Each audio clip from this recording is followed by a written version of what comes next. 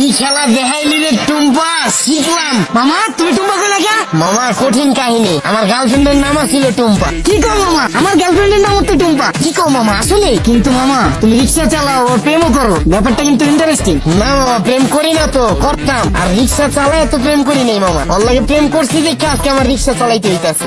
আরে টুম্পা, তোর লাগে প্রেম করে আজকে আমার হাতে হ্যান্ডেল পায়ে প্যাডেল। কি কও মামা, প্রেম করে মানুষ দেবদাস হয়ে যায় বলছি, কিন্তু প্রেমের লাগে মানুষ রিক্সা চালায় এটা প্রথম শুনলাম। মামা তোমার কাহিনীটা কিন্তু ইন্টারেস্টিং লাগতেছে, গল্পটা কও শুনি।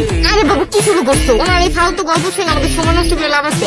চলো তুমি হেডফোন বের করো, আমরা গান শুনি। আরে না, মামার কাহিনীটা অনেক ইন্টারেস্টিং, মামা তুমি কও। না মামা থাক, বাদ দেন, মামি শুনতে চাইতেছে না, পরে দেখা গেল আমার কাহিনী হইনা চিত্তে যাবো। আরে মামা তুমি তোমার গার্লফ্রেন্ডের কাহিনী কইবা, এটা তো আইছে বুকে, কও মামা শুনি। মামা কি কমু দুঃখের কাহিনী, ও একটা জিনিস আছিল মামা, খালি চুস্ত। সুস্থ মানে? শুনেন তাহলে শোনা বুঝবেন। ওর মায়ায় বইরা মামা একটা চাকরি করতাম, ওই চাকরিটাও গেছে গা। পরে আর কি করার, বন্ধু বান্ধবের টাকা ঢাললে আমাকে দেখা করতাম। মাসের ভিতরে 15 দিনে দেখা করতাম মামা 15,000 চুষ চালাইতে। কেমনে মামা? মামা হয়তো মায়া ছিল না মামা, হয়তো পিসাচা ছিল, রক্তের মতো টাকা খালি চুষা খায়া ফেলাইতো।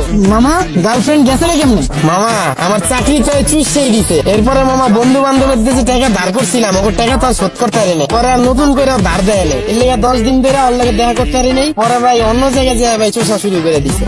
পরে আর কি মামা 1 বছরে 10 লাখ টাকা চুষা দিছে। পরে এই 10 লাখ টাকা শোধ করার লেগে মামা এই যে রিক্সা চালানো শুরু করলাম। মামা তোমার কপালটা আসলে খারাপ আছিল, কিন্তু মামা আমার কপাল কিন্তু চান কপাল।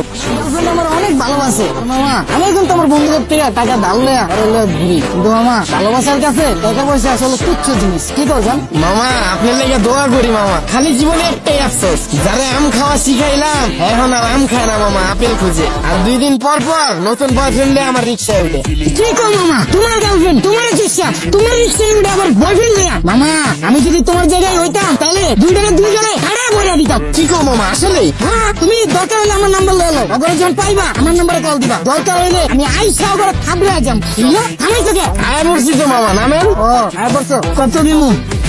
কি আছে আমার মালিকা? মামা আপনিই তো কইলেন পাইলেই কানের নিচে বাজিয়ে দিতে। আমারে হাতে হ্যান্ডেল পায়ে প্যাডেল যে পরাইছে ওই জিনিসই তো এটাই তো আপনার কপালে জুটছে। আর আপনি কইলেন না হেল্পারে দেখা উঠতে চান এই বাসে, ওই হেল্পারে আমার মতোই চাকরি করতো, ওরে চুইসা হেল্পার বানায় দিছে, এরপর আপনার ধরছে। যাক মামা সাবধানে থাকেন, আমার ভাড়া দিয়ে দেন। আর মামা চুষা শেষ হইলে যদি রিক্সা লাগে আমার জানেন মামা, রিক্সা আমার পরিচিত আছে এলাকায়। কি খেলা দেখাইলি রে টুম্পা, শিখলাম।